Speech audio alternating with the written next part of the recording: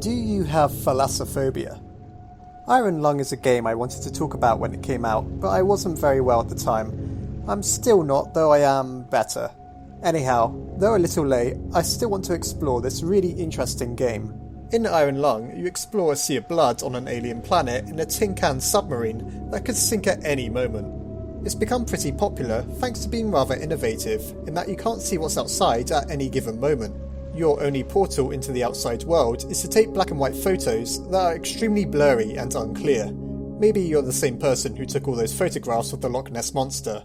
Actually, we know who the protagonist is, and that's where we first get some implications of Iron Lung's deeper lore. Everyone who's played the game has seen this screen, but how many people stop to consider what it says? It actually has some pretty crazy revelations. For one, we know that every star and planet in this game's universe just suddenly vanished. For all that takes place in the game itself, I feel this is a bigger mystery than anything else that occurs. We're not really given any insight as to why this happened, it's just part of the game's world, and is there to give us some context as to why we're exploring a sea of blood in a rusty submarine. I think this is a great place to start, to really get into Iron Lung's greatest mysteries. It seems like a pretty obvious question to ask, but why is there a sea of blood on this particular moon? Well, I may actually have an answer. Blood cells are produced in the marrow of bone. I don't know about you, but I've never seen a river or sea of blood in real life. That's because without bone, you don't have blood, and you don't get either without a living organism. The implication then is that we aren't on a moon at all. We're very likely exploring a colossal living organism, so large that to enter its bloodstream is like being in a sea. It may be dead or it may be alive, but one thing's for certain. We were sent to explore a literal planet-sized creature. Or were we? This is where things get incredibly weird. Recently added to the game is a terminal that gives us insight to some more obscure parts of the game's lore. Unbelievably, the ocean apparently consists of human blood. Now, this obviously makes no sense at all, unless this mysterious quiet rapture that's referred to throughout the game grounded humans to pulp and flooded the moon we're on. Perhaps this thing is some sort of alien weapon, and there's evidence later in the game to support this theory. That isn't to say it's impossible that this really is some giant creature. It just has human blood for some reason, which is even more freaky to think about. Maybe, like some sort of colossal leech, it required the life force of every living being to sustain itself. Regardless, this is all just speculation. What isn't speculation is the brutality of the consolidation of iron. This is a small group of human beings, still alive through a collection of spacecraft and space stations. What's really interesting is that in the Iron Lung universe, it's established that human beings colonise Mars, and those living on Mars have their own station among the stars, known as Eden. Eden is apparently the last place with living trees contained within. For some reason, at some point, Eden reportedly attacks the consolidation of iron, or KOI for short. Ever since then, prisoners of war captured during this attack have been sent to explore the blood oceans, for a process called conviction realization.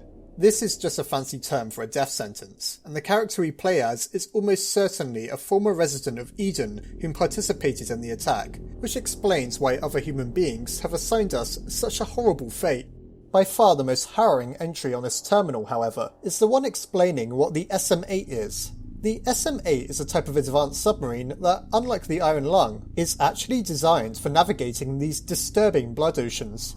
We never get to see one in-game, but given that humanity has spaceships in this universe, it's probably incredibly futuristic. The unsettling part is the fact that someone seems to have hacked the terminal and overridden what this entry was originally meant to say. They tell us a small bit of the truth of what's going on, and explain that something ripped the SM-8 apart, not a collision with a rock, but something monstrous that exists within the sea.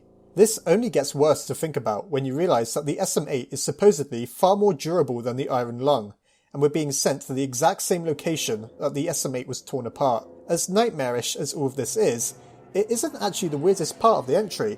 That would be where it details how the scientists back at the consolidation of iron don't seem surprised at what they've discovered. There's really no further elaboration on this. It could imply so many things. Perhaps humanity had a direct hand in the vanishing of the stars after all. Maybe those back at the Consolidation of Iron are so sick and twisted that they're happy to have found a horrifying way to execute their prisoners. Why they barely reacted really is a mystery, though the idea that a small few of those remaining among humanity are perhaps excited to have discovered the terrible lifeforms within the blood oceans raises many frightening questions. Well, it's time to start talking about the most interesting part of the game, namely the locations of interest we visit in the Iron Lung itself. What are the mysterious artifacts littered about the ocean? And no doubt the most interesting question of all, what are the creatures that are swimming around next to us? The first location we're sent to photograph seemingly features a collection of rocks. It's hard to imagine this really being anything special, but actually there are some things worth considering.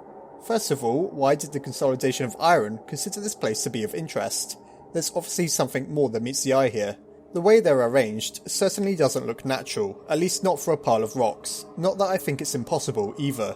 Again, they represent the sort of protrusions you might see within living bodies, so they could be part of a larger organism, or they're just a collection of different sized stones. This certainly isn't the most interesting location in the game, so let's move on. One of the more disturbing places we're told to visit features this writhing mass of tendrils. By themselves they aren't that creepy, but while within the area, all we can hear is them twisting and squirming, painting an eerie image without the need for visuals. As for what they are, it certainly doesn't resemble any flora we have in the real world. They could be like the veins of the moon, pumping and circulating the blood that it's surrounded by. The fact that the noises we hear almost certainly indicates movement says to me that whether connected to the ocean or not, this is a living creature, potentially a giant worm or a parasite of some kind infesting the moon. This game is just full of the most pleasant ideas, isn't it? Of course, there's this part where if we are lucky, we can catch a photo of this gargantuan eye staring back at us. Now, we encounter a giant monster later on, though this is almost certainly something different. It seems unlikely, but perhaps it isn't aggressive, considering that it leaves us alone and doesn't try to eat us. My first thought is that in terms of scale and size, it could be some sort of whale living within the blood ocean, though no whale on Earth has an eye so large and developed as this one. In fact, almost all marine creatures tend to have incredibly small and beady eyes. The almost human quality this creature has is incredibly creepy by itself. Again, you have to remember that we're apparently swimming in human blood. Perhaps it's possible that some of our DNA has infused with the freakish lifeforms inhabiting this moon, or it's just a really big scary eye. The last few areas of significance within the game pose perhaps the biggest questions yet. If you take photos when passing through the narrow tunnel, separating the two parts of the map, you can see what remarkably looks like buildings, artificial constructs upon this mysterious moon that is supposedly uninhabited. This raises so many questions, so I'll get straight to trying to explain it. It could be the result of the aforementioned quiet rapture that transported not only the blood of all humanity to these moons, but perhaps parts of our civilization as well. Or it could be that something lived, or even still lives on this moon, something capable of constructing human-like structures. It could even support the idea that the Consolidation of Iron is using this place for some sort of experiment, and has already constructed something within the blood ocean. My personal take is that it's here to add to the mystery of Iron Lung. With no explanation given, we're left to speculate as to what this impossible construct is doing here, and it just adds that much more depth to the lore of the game. What comes next is huge. Within one corner of the map, we find what can only be described as some sort of anomaly. Getting close produces this horrific noise, as if the blood around us is boiling, before we're seemingly teleported elsewhere. This is definitely a portal of some kind, and I've seen it speculated that this is how all this human blood ended up here. It's certainly a compelling theory that this is some sort of remnant of the Quiet Rapture, and much larger anomalies like this one may have destroyed all life before transporting its bloody remains to various moons. Perhaps the buildings we saw are in fact machinery, and are responsible for the generation of these things. So, that raises the question, did something actually want the Quiet Rapture to happen? Was transporting all of this blood here perhaps a way of feeding the native fauna, or the moon itself if we go with the theory that it itself is a living being? I feel the idea of a malicious actor within Iron Lung's lore is becoming more and more plausible, with the moon itself or its inhabitants being the perpetrators of the apocalypse. We're on the final stretch now. It's time to talk about Iron Lung's infamous jump scare fish. At the end of the game, our sub is battered, taking on water, and has been on fire at least once. But we're at the final location. All we need to do is snap a photo when this horrible giant fish breaks through the hole, almost certainly dooming our character to an untimely end. It's a pretty sad ending considering how close we were to surviving our nightmarish trip through an alien blood ocean. So, what exactly is this fish? It's incredibly ugly, that's for sure, not unlike a lot of sea life deep in our oceans.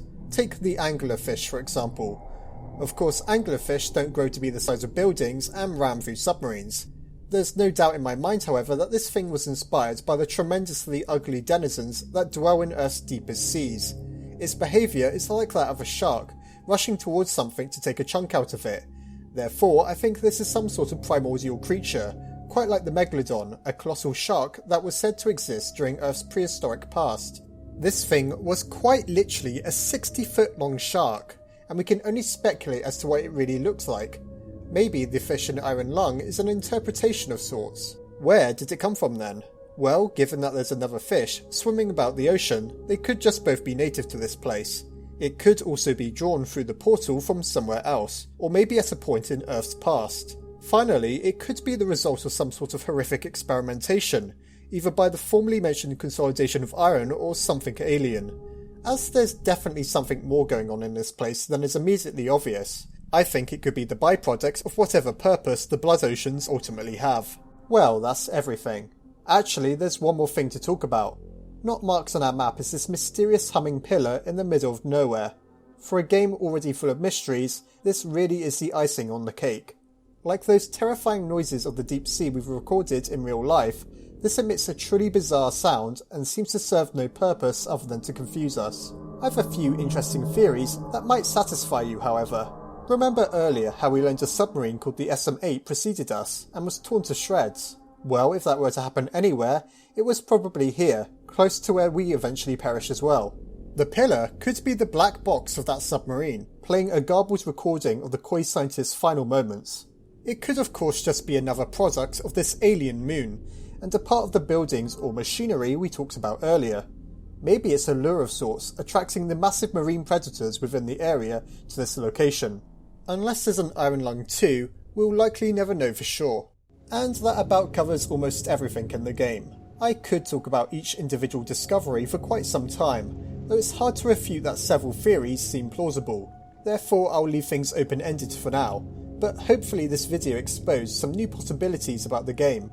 Iron Lung really is a great little indie experience, and I'd love to talk about many indie games in the future that deserve more attention. I hope you enjoyed my musings and analysis of Iron Lung, and I'll see you next time.